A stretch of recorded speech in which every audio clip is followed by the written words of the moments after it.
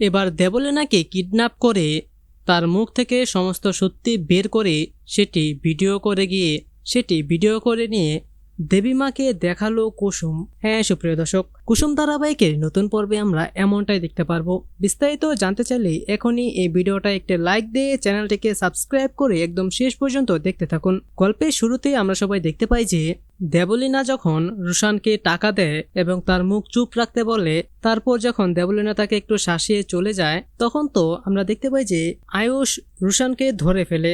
আর আয়ুষ রুশানকে বলে যে তুমি যে আমাদের পিঠ পিছে এত কিছু করছো, এগুলো যদি আমি আমার মাকে বলি তাহলে তোমার কি অবস্থা হবে বুঝতে পারছো তো। আর তারপর আয়ুষ তো রুশানকে নানাভাবে হুমকি ধমকি দিয়ে তাকে রাজি করে দেয় যে সে যেন দেবলীনাকে এক্সপোজ করে, তাহলে তার কিছুই হবে না।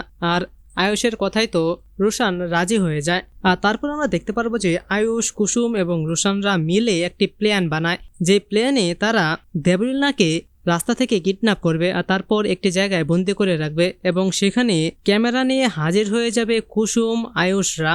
আর তারপর সেখানে দেবলীনাকে তো তারা ইচ্ছা মতো ধুলাই করবে। আর তারপর সেখানেই দেবলীনাকে তার সমস্ত কুকীর্তির কথা স্বীকার করতে বলবে, সে যে আসলে কত বড় শয়তান, কত বড় খারাপ, সে সমস্ত কিছু স্বীকার করতে বলবে। প্রথমে তো দেবলীনা কিছুতেই রাজি হবে না এগুলো বলতে, কিন্তু তারপরও শেষ পর্যন্ত নিজের জীবনের ভয়ে সে সমস্ত কিছু স্বীকার করে ফেলবে এই ক্যামেরাতে।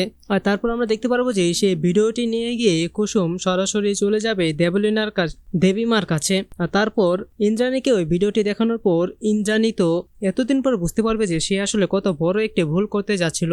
আর এখানে রুশানও ইন্দ্রাণীকে বলবে যে হ্যাঁ, দেবলীনার এটাই হলো আসল রূপ। সে এতদিন ধরে যে মুখোশ পরেছিল সেটি ছিল সম্পূর্ণ নকল এবং তার প্ল্যান ছিল এই পুরো গাঙ্গুলি বাড়িটাকে এবং গাঙ্গুলির যে কোম্পানিগুলো আছে সবকিছু হাতিয়ে নেওয়া। আর তখন তো এই কথাগুলো শুনে প্রচন্ড রেগে যাবে ইন্দ্রাণী। আর ইন্দ্রাণী তার যে ছোটবেলার বান্ধবী ছিল সে বান্ধবী সহ দেবলীনাকে বাড়ি থেকে একদম ঘাড় ধাক্কা দিয়ে বের করে দেবে। আর তখন আমরা দেখতে পারবো যে মূলত মীনাক্ষীও দেবলীনার এই অবস্থা দেখে সে পোল্টি মারবে।